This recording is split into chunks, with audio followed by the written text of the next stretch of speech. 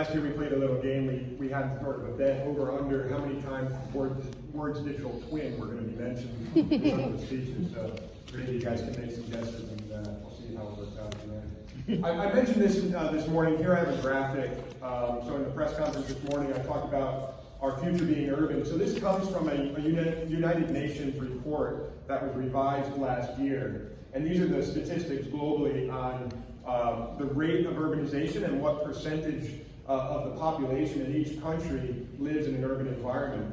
And globally, you've probably heard these statistics before. You know, recently we passed that 50% mark, so today globally it's estimated that 55% of the world's population lives in urban environments, and that's expected to grow to 68% by the year 2050. So in the next 30 years, that amounts to 2.5 billion people, additional people living in cities.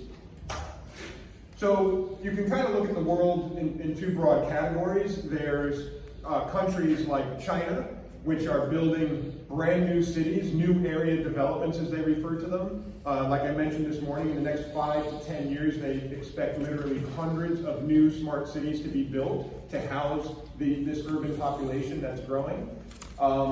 But even in Europe, where it's on average 74% urbanized, and in the US and Canada, where it's over 80% urbanized, there's very few cities in the world that are actually seeing a reduction in their population, right? Most cities in the world over the next 30 years are going to increase in population, and that presents lots of challenges for cities.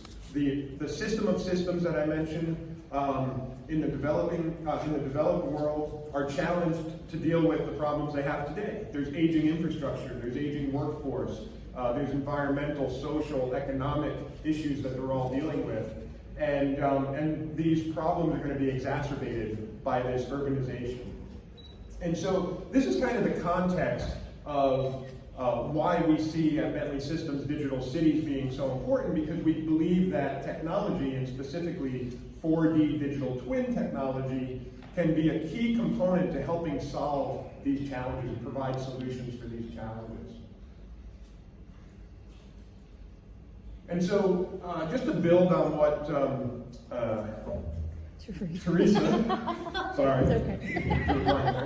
Just to build on what Teresa said this morning about a digital twin, we look at a digital twin as this representation, this digital representation of a physical asset, process, or system of systems.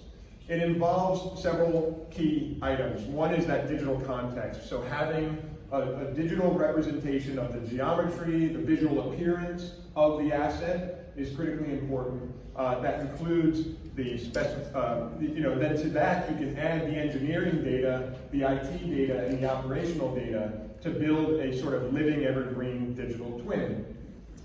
Those will all come from different sources. And in the case of cities, like I mentioned, there are many different departments in a municipality that own and operate infrastructure. There are even private owners, communications, electric, gas. These systems are often owned not by the municipality, but private companies or investor-owned utilities.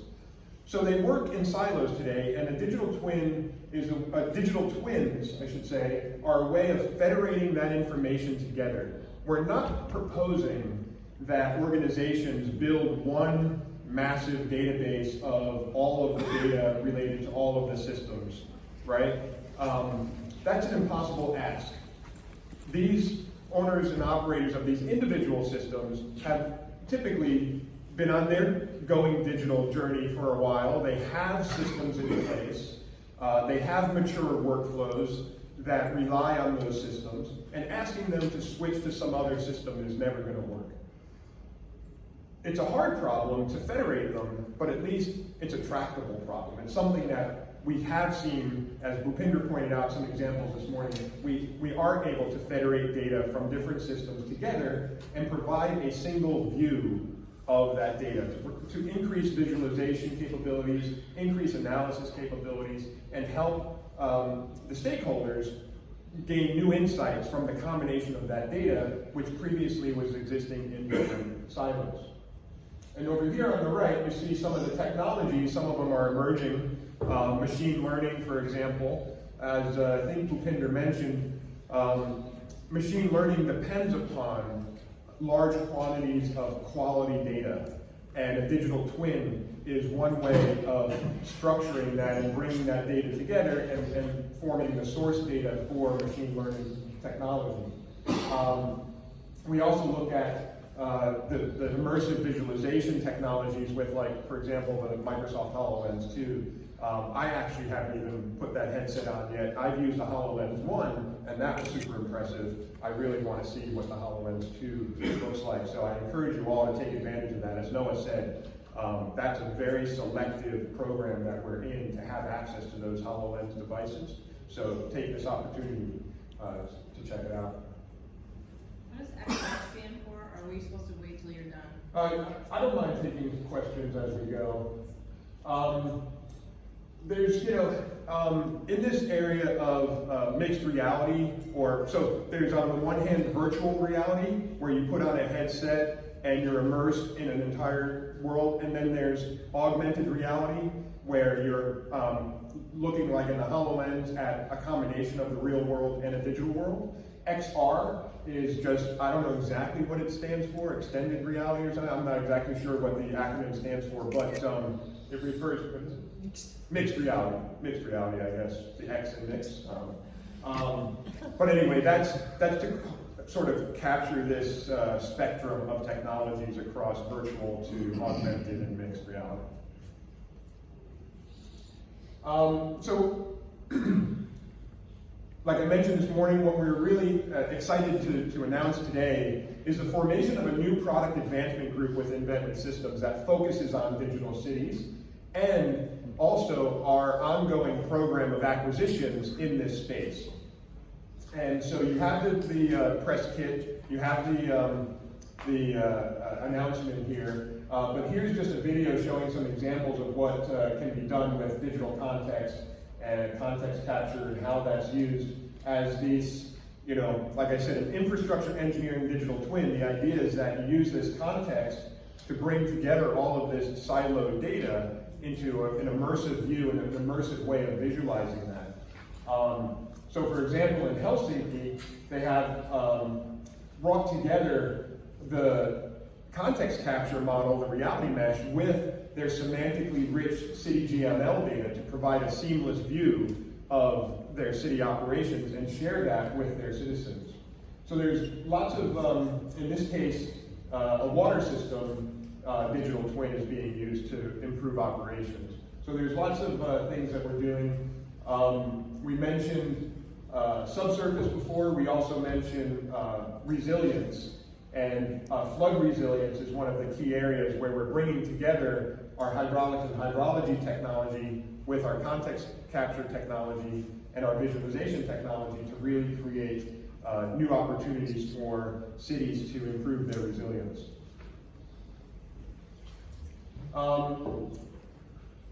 Cities, as I mentioned, are above ground and below ground, so the subsurface digital twin is a very important aspect.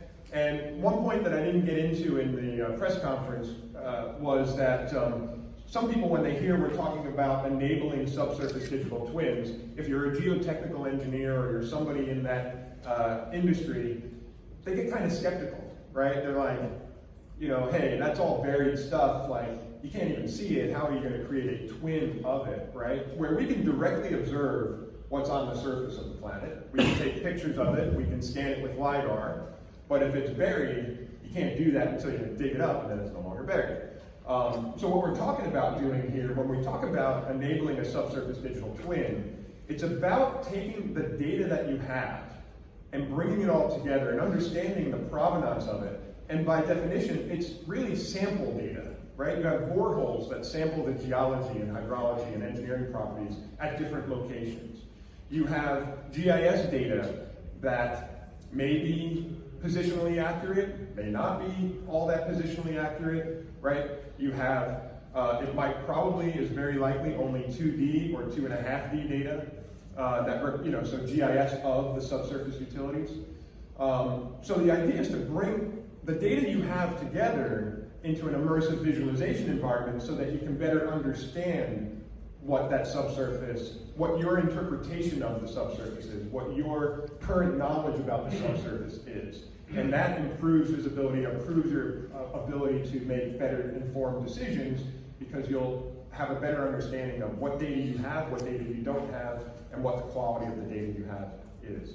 So I just wanted to make that point, that when we talk about a subsurface digital twin, we're not trying to set the expectation that you're going to have a 100% perfect, accurate representation of the subsurface, because that is technically not really possible. You're going to have this sample data that you interpret. We talked about, Greg mentioned our acquisitions related to mobility digital twins. Mobility, of course, is an important part in city infrastructure. Smart mobility, smart transportation systems. I note that the ITS conference is here, coincident with our year infrastructure conference. And so we're investing heavily in being able to enable mobility digital twins as well. So I wanted to cover a couple of, as we go through this, we're going to cover some products and what's new in those products. Context capture, we have now had 5 years we've been investing in context capture. We're continuing to invest in that. One of the things that our context capture is very good at is scalable processing, the ability to split the processing over several computers and GPUs. That was only available previously in our high-end product. Now we're putting it into the desktop version as well, so that you can scale to multiple nodes. I think we're limiting it to 2 nodes at the moment, but basically, really, again, as we see the scale of the digital twins increasing, we need to enable that by making these capabilities available. In addition to that, we realize that even if you invest in some hardware to do this processing, at times you're going to have needs that exceed your local processing capability. So now we can burst out to the cloud and use the cloud for additional processing as well. That's an important point. We use the Microsoft Azure cloud for this processing, and it's available in multiple regions. There's a few more detailed things here on the splat display. The idea behind this is that when you're out there in the field doing this capture of photographs and LiDAR, it's important, the quality of the capture process has a direct impact on the quality of the output of the reality model. So when you're in the field, you want to be able to get a quick idea of whether or not I've captured the right data, or do I need to capture more data. And so this splat display allows us to do that more quickly. It's not the final production, it's sort of a pre-process to get an idea of what it looks like and see if you have all the captured data that you need, so that you can then move on to doing the final production. And then finally, we're investing a lot in machine learning. And in this case, it's machine learning not only on the 3D meshes, so actually doing 3D machine learning, but even on the 2D image collections as well, to gain insights like classification of objects. In here we see a plant example, we see a substation example where we're automatically identifying and classifying the objects that are found in the reality model. Quick question on that. So it means that, say, by the 10th time you identify a valve and tag it as a valve, the 11th time the computer figures out, oh, that's that valve. That's right. There's always a training process involved in machine learning, and we are providing those capabilities in context capture to allow you to find those objects. Is that a user-by-user process, or is it a, So our goal is... Yeah, a big library that everybody gets to take advantage of. Right, that is our goal, to provide pre-trained models for certain aspects of the plant object identification and so forth. At the moment, I believe it's really on a user-by-user basis, doing their own training on their own data, and then, is that right? We have a few detectors that are available. Okay. But you can create your own customized detector. Okay, so there are a few, and I'm sorry I don't know the details of that, but we can get those later. Greg mentioned this acquisition, so this is really exciting for us. Orbit Geospatial Technologies, also known as Orbit GT, Belgian-based company.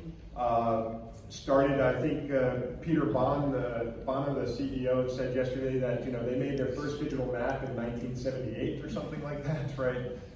Before the PC. So they've been in this industry a long time, and they've been innovators and leaders specifically in 3D mapping and 3D mobile mapping. and then on to seeing the opportunities that drones, UAV, UAS were gonna provide, and getting into that business as well. So what they're really good at is managing the large volumes of data, the point cloud data and the image collections, the reality meshes that are necessary to model and provide the digital context at a city scale. So they're really good at doing that. They're also really good at sort of doing feature extraction out of that. Typically it's in a sort of semi-automated way where you identify certain objects and it can follow lines and follow curves and follow poles and telecommunications and so forth. And we're seeing that there's lots of opportunity there using mobile mapping to do asset inventory and then to provide that inside the design environments for doing infrastructure planning, because when we see what's happening out there, a lot of times you're designing your infrastructure based on maps which don't necessarily reflect what's really out there in the real world, right? These maps were created and they're sometimes out of date. And there's a huge cost savings opportunity if when you do your planning of your infrastructure, you get it right the first time and you don't go out into the field and discover that you can't place the fiber optic cable there because there's something there that wasn't on the map, or that the buildings you're trying to connect to are in slightly different locations and now your infrastructure plan has to change. So there's lots of opportunity to use this technology. They have been also, as I would say, most software companies, right, working on cloud-based solutions, and so there's also cloud capabilities. So it's a combination of desktop and cloud capabilities. Very excited about that one. And Peter Bono, the CEO, is here. I don't know if he's in the room, but he is here at the conference today, this week. So yes, thanks. So with Orbit technology, you have a role in updating big, say, digital city models that going through, comparing what's there with what you have. Absolutely, great question. So the question is, really hits at the heart of that 4D surveying that Greg talks about, the ability to not only survey once, but then sort of survey over time the same assets or the same streets, and then be able to detect changes between that. So you have that fourth dimension of time in your surveying practice. So kind of moving from 3D mapping to 4D mapping is a key component of this. And again, that data management capability is so important to that, because now you're not dealing with just one data set captured once of the city, but multiple data sets over time of the city. And you need strong data management capabilities for that. So as part of 4D with the digital city, say, being able to wipe back in time on a display, like, what did this look like 6 months ago, 3 years ago? Absolutely. Yeah, not only through reality modeling and those capabilities, but even in the BIM world, as you update your BIM models or your CAD models, being able to capture that timeline of change. And this is in our I-Twin services technology, so that you can roll back and look at a specific point in time, what did my design look like, or what did my infrastructure look like at that point in time. Which is obviously a gigantic amount of cumulative data, and that's where Orbit's fitting in to kind of manage that. Yes, Orbit fits in on the reality data side of it, not so much on the CAD or BIM side of it, but on the reality data side. The CAD and BIM is more of our I-Twin services that handles that data and the timeline of change associated with that. Orbit manages the reality data, so that would be the point clouds and the images and the meshes that you use to create that digital context. Thank you. You're welcome. Brian, did you have a question? No. Oh, sorry, I thought you were okay, so then I'm also proud to announce that we closed on this acquisition recently. This is City Labs. Again, as Greg mentioned it this morning, there's really two sort of businesses here related to mobility. One is Cube, which is a transportation modeling and simulation platform that can model the movements of multimodal systems, transportation systems, and analyze, sort of what-if scenarios, right? So what if we have this change in land use? How does that impact our transportation infrastructure? What if we have to close a road? What if we introduce a new road? What if we do this? What if we do that? Right? So it's these what-if scenarios that City Labs Cube is so good at modeling, and it's used in over 2,000 cities around the world today, so it's a very mature product for that case. We see the opportunity to include that or integrate that with our Open Roads software, so Open Roads Concept Station, which is for the conceptual design of roadways, and then obviously Open Roads Designer for the detailed design of the roadways. And the other business that they're in is a data business. It's providing data about the moving population. The way they do this is there's data out there about the movement of people, that's cell phone movement, connected vehicle movement. You know, these types of data points are available today. It's anonymized and aggregated data, so you don't know individuals, right? But you have essentially a matrix of origin and destination for this type of people. But it's only a sample of the moving population, right? It's only a sample of the cell phones. Only a small portion of the cars are connected. So then what we do is we use traffic counts and other sorts of indicators of how much volume of traffic is out there, and using Cube to simulate that and optimize that data set so that we come up with a data set that covers all of the United States today and also Canada. Every road segment, every day, every hour of the day, we provide the answer of how many vehicles moved in that direction on the road and how many vehicles moved in the other direction on the road. It's today used primarily by the out-of-home advertising industry. These are billboards, right? To basically become the audience measurement system, right? So how do you know who's looking at your billboard or has the opportunity to look at your billboard? And that's where this data is being used today. There's a lot of interest in other industries as well, but of course Bentley Systems is mostly interested, although billboards are a part of our built environment, their infrastructure. Really what we're looking at is how to use this data in the concept, in the context of infrastructure planning and design, right? So if you think about a digital twin as having this context and the engineering technology to simulate and model its performance, you can see immediately why this is so important to Bentley Systems, right? Now, if you're gonna have a digital twin of a transportation system, you have to be able to model its performance. You have to understand, you know, how it's being used, and this acquisition fills that gap for us. Yes, sir. Did I hear correctly that this all comes from, it's the cell phone data from drivers? Yeah, so the source data, we don't create that source data. Right. There's companies out there that provide that source data, and it is based on cell phones and connected vehicles. You know how many vehicles have connectivity intrinsically? Yeah. And there's other sources of data. I don't know all the details of the data, but like I said, it's a sample, and it's aggregated and anonymized, so we just kind of know, some some number of vehicles came into the intersection on this road, some turned left, some turned right, and we have that sample data, but then we scale it up using the Cube simulator and traffic counts and other types of measurements to figure out the total amount of vehicles that went into that intersection, and the total that turned left and the total that turned right. And the degree to which you can tell the difference between small cars and trucks?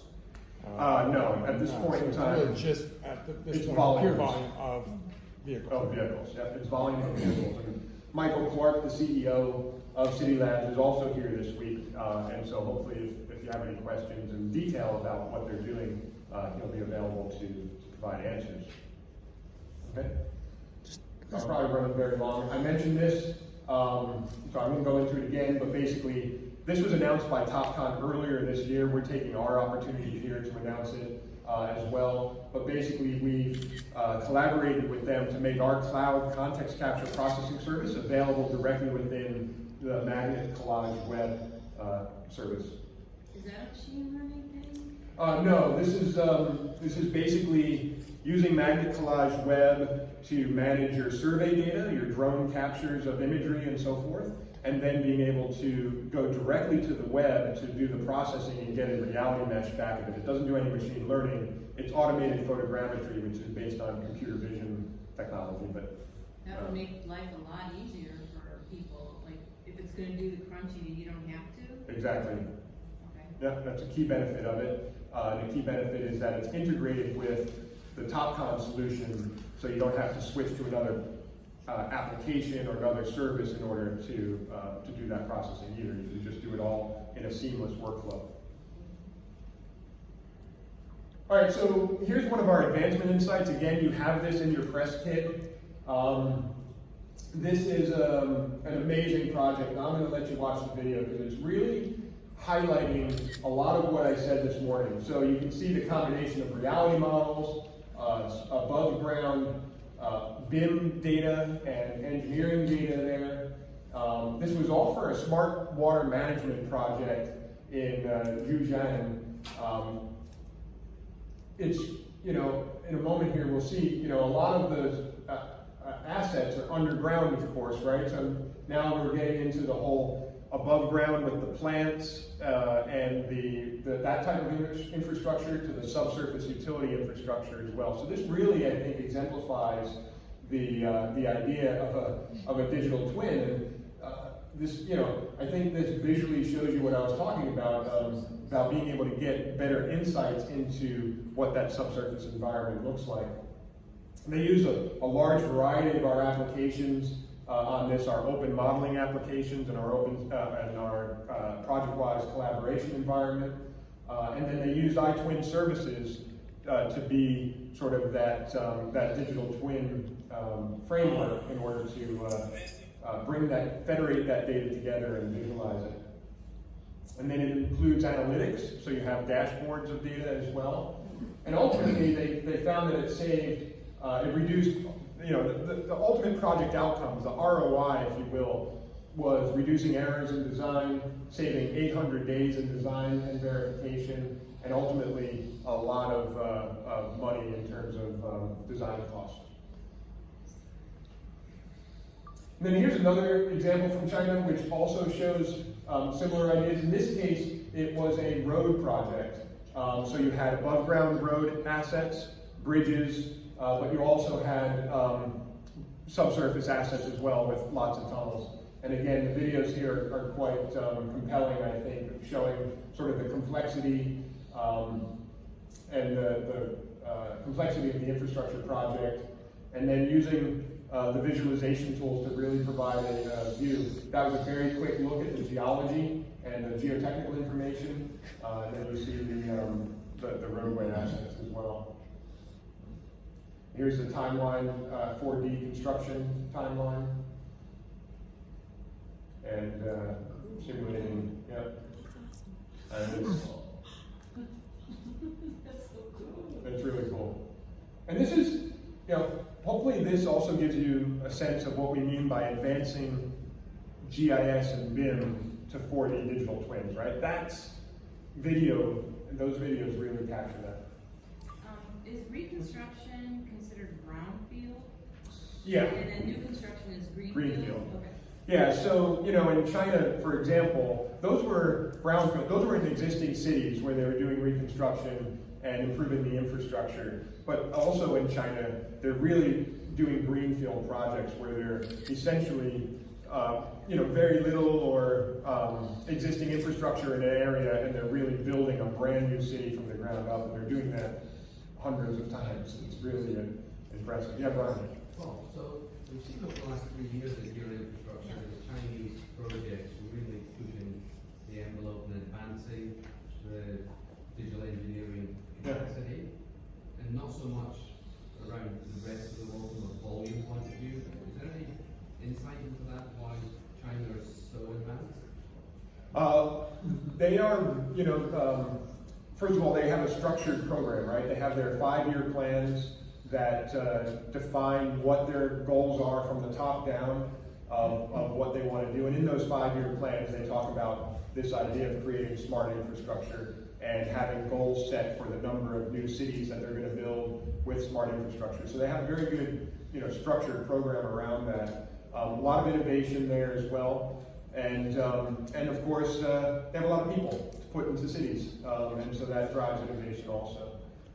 I think that's why it is, and I think a colleague of mine this morning said, somebody referred to China, the developing world, and they are developing. You can see, right? I don't think we should look at developing as, a negative connotation or they're behind. They're developing, and they'll, just like going digital is something that doesn't, it's not a transformation that implies there's an end to it. I've transformed, I'm now digital. It is something that occurs and continues to occur, and the technologies continue to evolve, and you continue to go digital, much the same way I think you continue to develop as a country, and you continue to develop as your infrastructure. So that's the way I'm looking at it.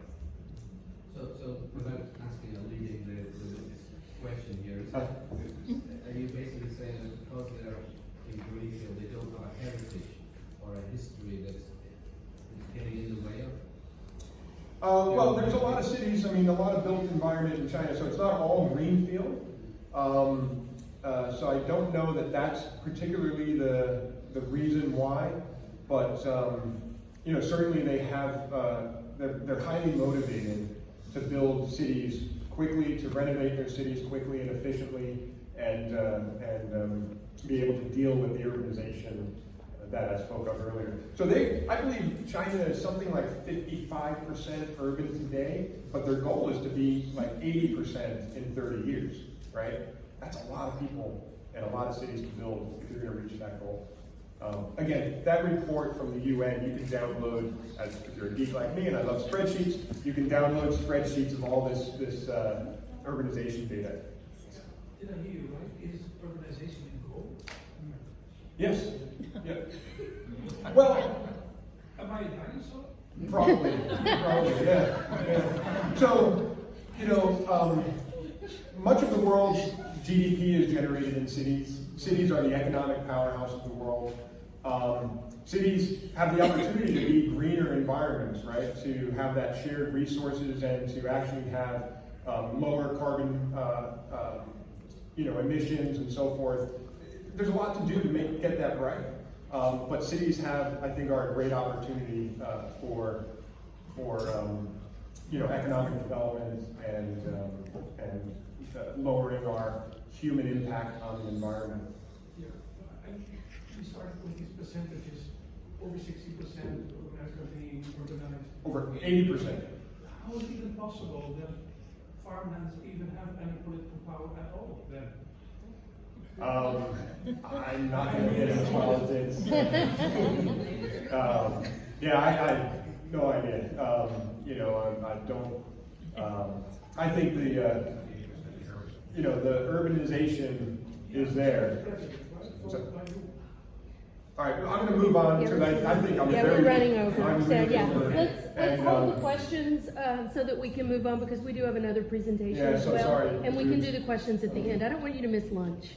Yeah. I don't want So angry let me, faces staring at us. Let me move on. So this is another project that we're highlighting. It's not an advancement insight, but in this case, there was these two companies, Jacobs and CDM Smith, formed a joint venture. Both pretty mature, digitally mature companies in their own right. But as a joint venture, along with their client here, which was Houston, to build sort of those digital workflows, to integrate their different digital workflows together.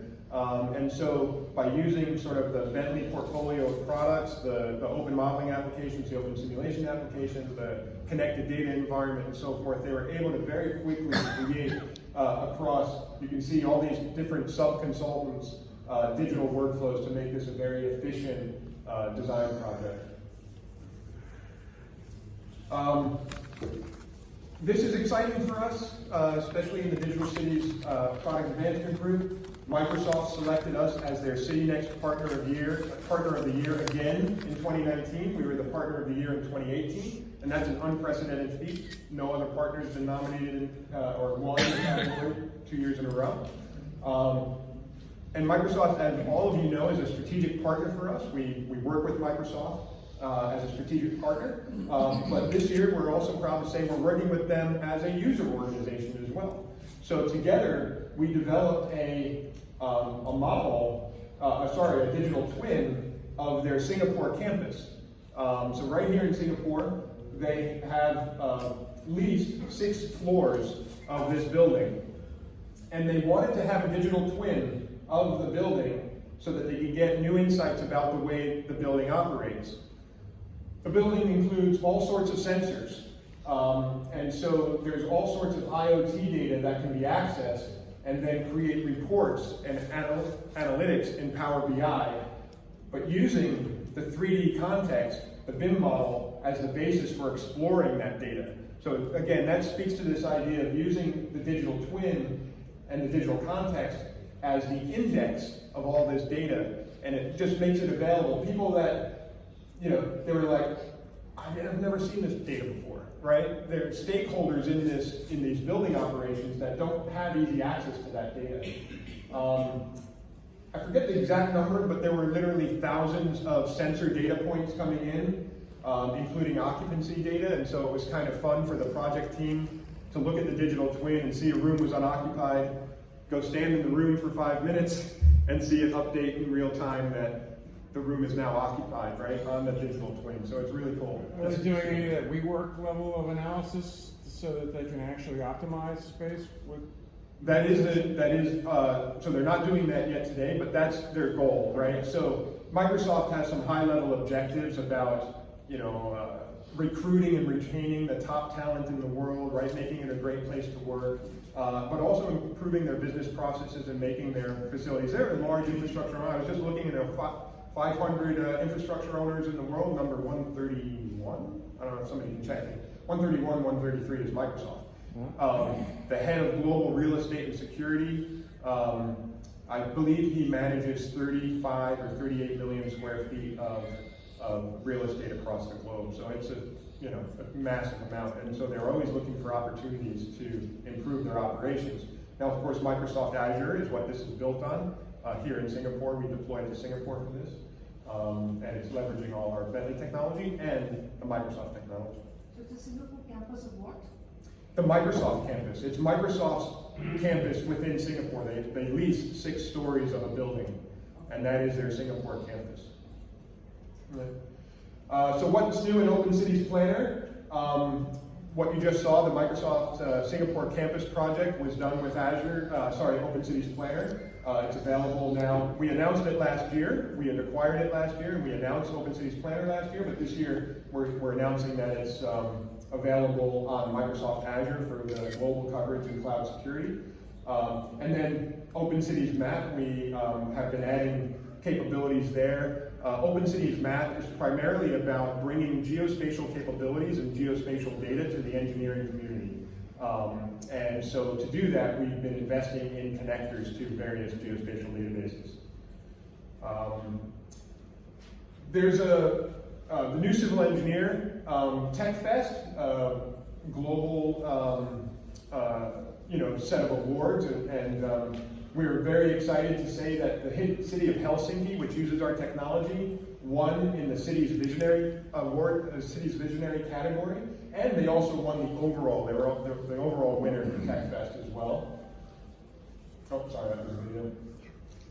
So again, I mentioned earlier that this combines reality mesh with their semantic city GML.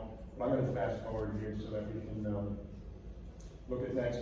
I mentioned this morning, Open Ground. We're announcing that. It's a cloud service for managing the geotechnical information. And it has connectors into various applications like Autodesk Civil 3D, so that when you want to do road design in Autodesk Civil 3D, you can access very easily the geotechnical information. In Open Flows, we're announcing 2 releases, WaterOps and Flood. The idea here is in WaterOps that we provide digital twin to operators so that they can make better informed decisions. And in Open Flows Flood, it's all about assessing the risks to your city and your critical infrastructure, assessing the risk of floods, and then understanding how you can mitigate that risk. We also have a project here, H2 Porto, a user of ours that also won the award in the water visionary category at TechFest. And what they're doing is really interesting as well. They're creating a digital twin of the holistic water cycle. So everything, they have meteorological models that model the precipitation, the rainwater runoff, collection, the water distribution, the sanitary sewage, out to the receiving bodies, the rivers, the coast, the beaches. They can they use this on a daily basis to optimize their operations, improve their operations, and also understand the impacts of like water quality, for example, and how that water quality impacts the beaches. It'll be presented at the Digital Cities Forum on Thursday. Great. Thank you. So key takeaways, now is the time for cities to leverage they're ready for digital twins. You can see some examples of cities that are using digital twins. And we have, again, so we're looking at the overall cities, but also specific departments, engineering departments within cities with applications like OpenFlow's water ops. So now, I'm sorry, Zeus, I think that took way too much time.